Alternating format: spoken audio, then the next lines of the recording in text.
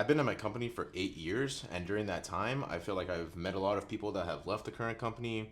I've met a lot of people that have stayed at the current company. I'm one of those people that fall into that latter camp. So yeah, just wanted to go over 5 different reasons why I believe that staying at a company has its own benefits. And this is a little bit different to what you might hear in the news today or on YouTube, social media. Everyone's telling you to escape the matrix because everyone believes that having a stable 9 to 5 job is the worst thing that you can possibly have. So today I'm just going to give you my own experience, starting with the first thing here. By the way, I'll be going back and forth between some things online. You'll see me probably navigate my eyes around the screens. I'll probably be showing some of my screen recordings so we can all keep track of some of these interesting things together. So the first one here that I want to talk about is job stability and less transition stress. So I mean, I've been in my same company for 8 years. Right now, the job market, especially for software engineering, I think I've sort of made this channel maybe a little bit, pigeonholed into software engineering, but I'd like to think that the things I talk about can be applied to any industry, anyone working in any sort of job. But at least software engineering has taken a bit of a hit in these past couple of years. We hear a lot about different layoffs, from like Meta or Instagram or let's say like IBM, Nvidia. I mean, there's a lot of places that have been doing a lot of layoffs recently within the past couple of months, within the past couple of years. And you can say the same about any company, but I do think that a lot of people always want to, people want to keep up with the Joneses and they tend to want to go hop to where, let's say, the action is happening. And of course, where the action is, I do agree with great responsibility. With a higher reward, let's say, more responsibility comes a higher risk. And I think that's the risk you take on. But let's look a little bit at the software engineering job market. This is a post that I actually came across on Reddit not too long ago. So Federal Reserve, we can see here, it says Federal Reserve says job market for SWE as bad as the worst part of the pandemic. So it says to everyone saying the job market today is normal, this is what it was like pre-COVID. Proof from the Federal Reserve that no, this is not normal. This is much worse than pre-COVID levels. Let's click this link and we can see here from Fred Economic Data. This is software development job postings on Indeed in the United States. And we can see it sort of peaked around COVID, during that time when COVID was a lot more active than it is today. There was a lot of companies that were doing a lot of hiring. I mean, people were jumping ship because they were getting insane salaries, which, I mean, obviously it's an easy grab. It's something that people see and they feel like, oh man, I can really change my life, which for a lot of people, that is definitely life-changing money. But a lot of people were just hopping ship. It was a very volatile market. And then what ends up happening is a lot of these companies overhired. They realize they have way more staff than what they need to get the work done, and they start firing people, and it's why we are where we are today, which if we go further down this graph here, we see, Sunday, April 6th, 2025, 64.26. I don't know if this is index February 1st, 2020, 100.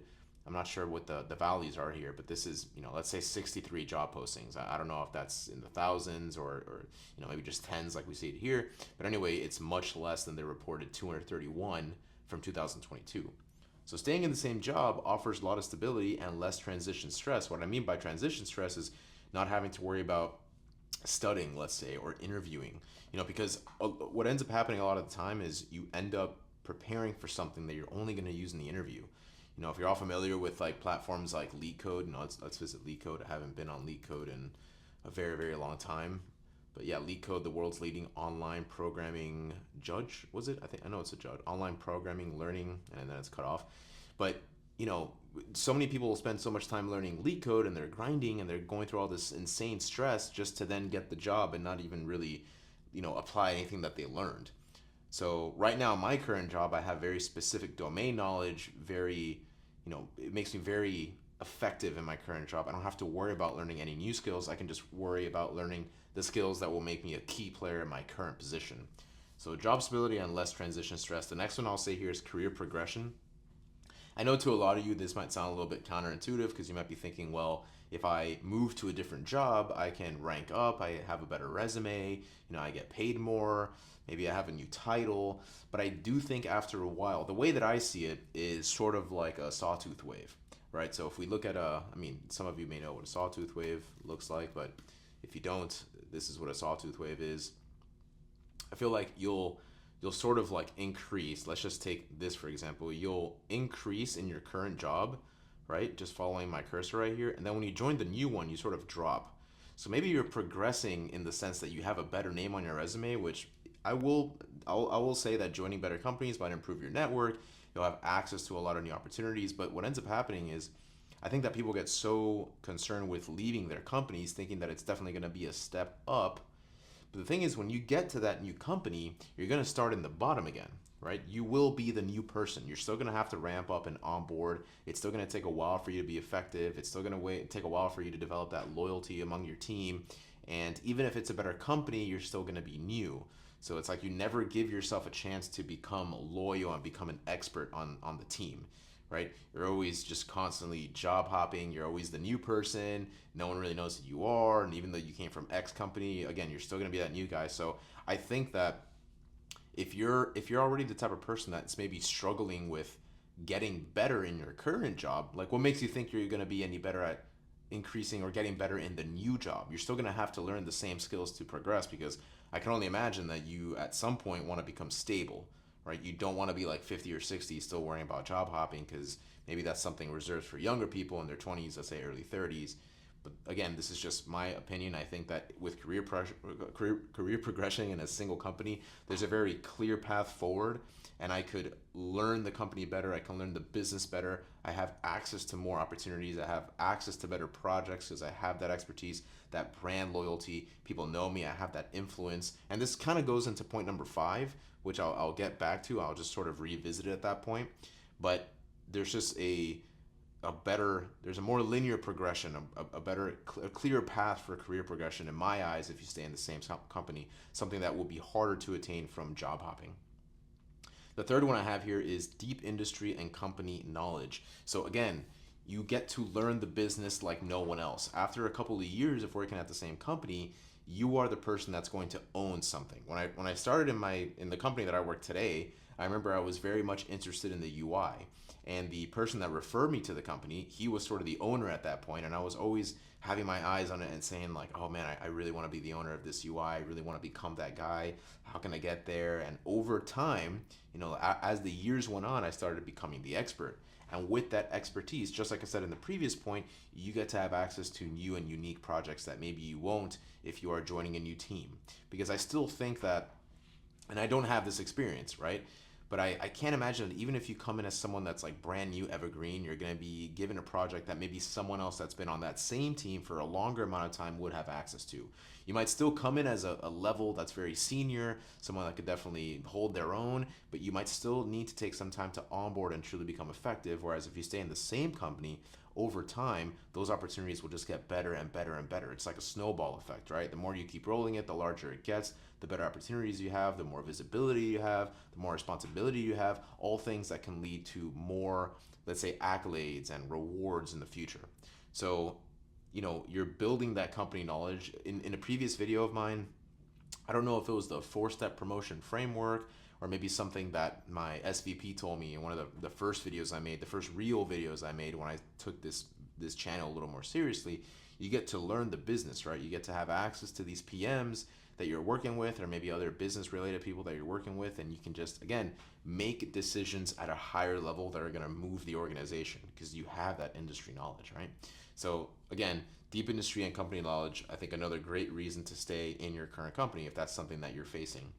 The fourth one I have here is better benefits and perks. For example, you'll have extended PTO. When I started at my first company, granted now it is an unlimited PTO model, but when I first started, I had 20 days off. After 5 days, I had 5 days, or after 5 years, I had 25 days off, right? And then eventually it became an unlimited PTO model, but that only came because I kind of waited. A lot of people will see unlimited PTO as an absolute perk. I know a lot more companies are moving to that model, but if I had jumped ship to a company that never had that model or never was going to get that model in the future, then I sort of missed out on that opportunity. A couple of years ago, I visited a friend of mine. It was her wedding, and there was some people that used to work at the company I currently work at. And when I told them that we now had unlimited PTO, they were surprised. And they said, wow, you have unlimited PTO now. That's so cool. And it's something that I only appreciated because I had been there for long enough to actually see it come to fruition. Okay. The second one is RSUs. For those of you that don't know what RSUs are restricted stock units. So it's sort of, I mean, we could just read what it says here. It's a type of equity compensation where a company grants employees shares of its stock, but the employee doesn't fully own the shares until they meet certain conditions, typically related to continued employment or company performance. Now, over time, in the beginning, when you're first hired, typically you get a good amount of RSUs depending on the company that you work at. My company is a private company now. We went from public to private, but fortunately, and I know it's not something that a lot of private companies do, but we did manage a way to fit in RSUs into the company. So actually, employees in the company are getting stocks. It's evaluated differently than a public company would, but that's still something that we get to appreciate and enjoy.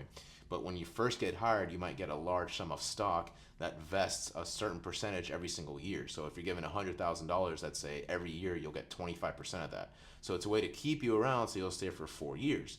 Now, typically, the longer you are in a company and the more seniority you have, you get access to better, let's say, equity. So maybe in year one, you get $100,000. And let's say in year five, after a certain amount of time, they're going to give you a bigger bonus because now you're more important.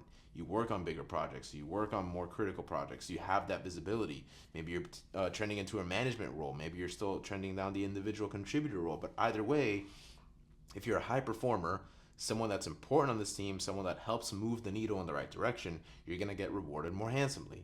You're going to get these bigger packages, these bigger RSUs, everything that's going to help you it's going to incentivize you to stay in the company for a longer period of time, something again that you might not be able to appreciate if you're constantly hopping. Okay, again, if you're constantly hopping, you might get raises. I don't think it's like it was in COVID where people were literally doubling their salaries for every single job hop and maybe doubling their stock units, but I think people were even hopping before they could even appreciate the stock unit they got. Right? Some people are like, okay, I'll get the 4 years, but I found something else, so I'm just gonna hop. It's just this constant game of hopping. It's a lot of stress, a lot of mental overhead. And then there's something else called success sharing, which maybe a lot of people will call a bonus. So typically, success sharing is given to employees who are at a more senior level. So the company I work at IC4, which is considered a staff engineer, that's when we start to be able to appreciate these sort of success sharing. So we're literally sharing in the success of the company. Everyone that's an individual contributor, 1, 2, or 3, does not get to partake in this. So again, it's sort of an incentive to stay in the company long term and build that expertise, build that trust, build that loyalty so that you can, share in the success of the company. And you can imagine the longer you are here, odds are that by the time you've been there for 5+ years, 10+ years, you have worked on things that have made, frankly, the shareholders money. Those are the people that are benefiting a lot from this company, right? The shareholders are the ones that are getting the money. But by you making an impact, because of your seniority and the projects that you work on, you're making them more money, and they're saying, okay, since you made us this much money, we're going to give you this much money. And some people can see that and say, oh, well, I got to work for someone else, and they're getting all the money while I'm doing whatever, I'm getting peanuts. But I still think there's value in at least getting something.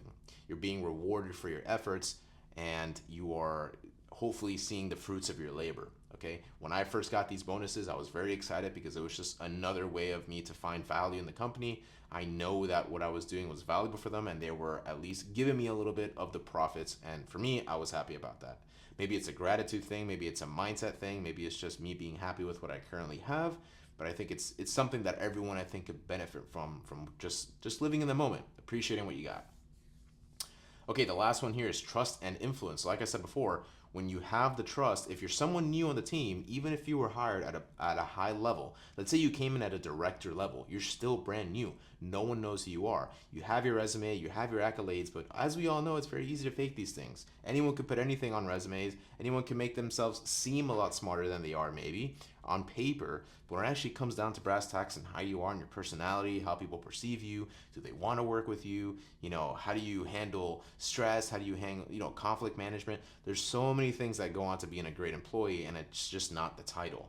Something that you get from being, in a place for a long time is that trust and influence, and it's a good sign that you're also doing something right. So my wife is looking to, it's funny that I'm making this video because she's actually looking to transition to a new role. Now, in her case, I do believe that she's in a position where she should, and I'll talk about this in a moment. This will be sort of an addendum to everything I've said here, but she connected with someone on LinkedIn who has been at this company for 5 years. Okay, and the company that this person has worked at has gone through many transitionary phases. And I told my wife, I said, listen, this is really good that this person has been there for that long. It's like a sign that they're trusted, they're loyal, they probably have a lot of influence, they've worked on a wide variety of projects. So it's going to be very, very good to connect with this person because you'll get a wide range of topics and a wide range of insights, right? So again, just think about think about anything that anyone has done for a long period of time, whether it be, let's say, working out or playing an instrument. Anytime we meet these people that have done things for a long period of time, we tend to sort of be inspired by them. We think like, wow, this person has done that for so long. It's how I feel when I tell people, hey, I've been here for 8 years. They look at me like I'm crazy, like I'm an alien, right? Like, because that's just not something you hear nowadays. You always hear escape the matrix, leave your job, it sucks, and you're working for the man. But I just think it feels good to build that trust and influence. It feels good when I can say something and people listen to me. It feels good when I can suggest something and people listen to me. And you do moves at an organizational level, right? That's a very fulfilling feeling. And I do think, again, even if you're being brought in a new company at a high level, you won't be able to have that power. Even if you're a director, I mean, you're not going to start making moves left and right on day one. You need time to build that. So again, if we're thinking about that sawtooth wave, it's like you spend all this time in one company rising, and then you drop back down to that level as soon as you join that new company. So I think it's something that's to be said. Building this trust and loyalty is something I have felt, and it's something that continues to get better and better every single year that I continue working at this company. So I guess now the fun part, let's go counter to everything I've said, right? So I do think that if you are in a truly bad position, okay, if you're in a truly bad position where you are genuinely unhappy, you see no path forward, and there really is no way to progress at your current company, then maybe it is time to jump ship. Okay, I will agree with you. If there's clearly no path forward and you've really exhausted everything, then move forward, make your way out of that company in a good way professionally, and find a new opportunity. But there's something I really want to highlight here, and it's something that I alluded to in the beginning of this video. If you're moving for the sake of moving because of more money or because you're stressed and you kind of just gave up, history will repeat itself. Like, what makes you think that at this new company things are just going to get better? If you can't be resilient in a situation and thrive and get better when faced with challenges, the same will happen at your new company. You'll go through a honeymoon phase. You'll feel really good. You'll probably get paid more, maybe cool projects, but after a while, you're going to reach a ceiling and you're going to get to that point again where it's like, now I got to push through it hard. Okay? Do I jump ship again and kind of, maybe you kind of, let's look at that sawtooth wave again. Maybe you kind of like hit your plateau here and you're like, oh, I just want the easy way out. Getting from this point to the top is too hard, so I'll just jump ship and, I'll jump ship and take the easier route and kind of start at the bottom again and go up, but I'll never really push past that plateau. So if you're someone like that, I don't think it's good to move. Learn the skills that are necessary to be tough, to be resilient, develop that thick skin, take on new projects, get out of your comfort zone. And if you can develop that, then you can take that anywhere, not just to a new job. You can take that anywhere in your life. Any endeavor you want to pursue will become easier because you've learned these skills. Okay? So that's really all I want to say. I mean, I've been in my company for 8 years. I've had a lot of joy and fulfillment from it. I've gained that loyalty, that trust, that industry knowledge, that domain knowledge. I feel like my company and my team trust me, and I feel like that's where people can really find fulfillment in their 9-to-5 jobs and not feel like this is it, this is what I'm gonna do for the rest of my life. I think if you reframe it in your head that you can do this, then you'll thrive. It's just a mindset shift, but it takes practice. Okay. Now, one thing I want to mention, sort of unrelated, but you may have seen that I have had some links to a website on my descriptions. So I just want to show you all that right now. To be honest, I haven't made posts in the last couple of videos that I've made, but if you like the videos, but you also want a different way to digest them, I highly recommend you head over to my website. It's literally just my name, rafaelnegron.me. You can go to the Career Survival Guide, and there I have different blog posts for all the different videos I make, where I sort of give a summary in text form. So if you like reading, maybe you don't want to watch the video, you just want to read something, maybe you want to watch the video, you can find the video at the end of these posts, right? I'll always have my video link there, but this is just another way that you can consume the content if it's something that you like, if you're in a similar position to me. So with all that said, hope you all found great value in this, and if you did, make sure to comment. Let me know if you're going through something similar. Let me know if you've been in a company for a long period of time and how that's worked out for you. Let me know if you're thinking about leaving, and if you are, why are you leaving? Or let me know if you're on the fence. I'd love to hear from you and engage with you, and that's really what this whole channel is about. So hope you all enjoyed this video, and I will see you all next time. I'm off to play Expedition 33, one of my favorite games this year, one of my favorite games in a very, very long time, and I will see you all next time. Later.